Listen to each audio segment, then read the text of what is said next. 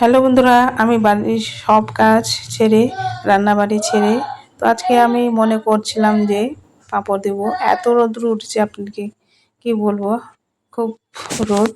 তো আজকে শুকিয়ে যাবে, সেজন্য আমি আজকে পাঁপড় দিব।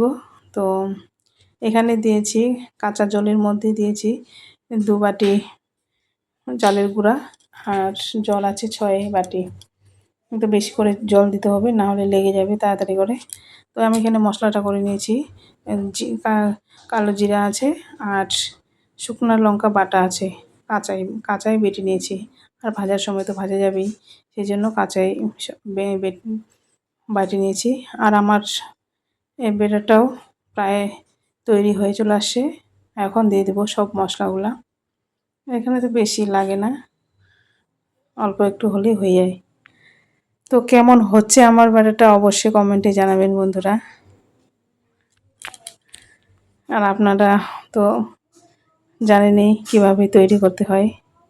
আমি বাড়িতে বসেছিলাম আজকে, সেই জন্য বললাম দিয়ে দিই, রোদটাও খুব। তো আমরা এখন চলে যাব ছাদে। তো ফাইনালি আমরা ছাদে চলে আসি, আর তোমাদের দাদাভাই এখানে তেল ব্রাশ করে দিচ্ছে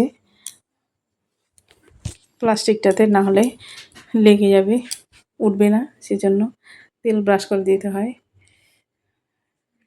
তো তেল ব্রাশ করা হয়ে গেছে, এখানে আমি দেওয়া শুরু করে দিয়েছি। তো কেমন হচ্ছে বন্ধুরা অবশ্যই কিন্তু কমেন্টে জানাবেন।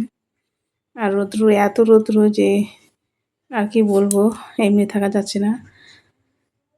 সেজন্য আমি একটা ছাতা নিয়ে নিলাম আর জুতা পরে নিয়েছি, এমনিতে একটুও থাকা যাচ্ছে না। তো পাঁপড়গুলো দেখো, এইভাবে দিতে হয় পাতলা পাতলা করে। তো আজকের মতো এটুকুই। নমস্কার বন্ধুরা সবাইকে।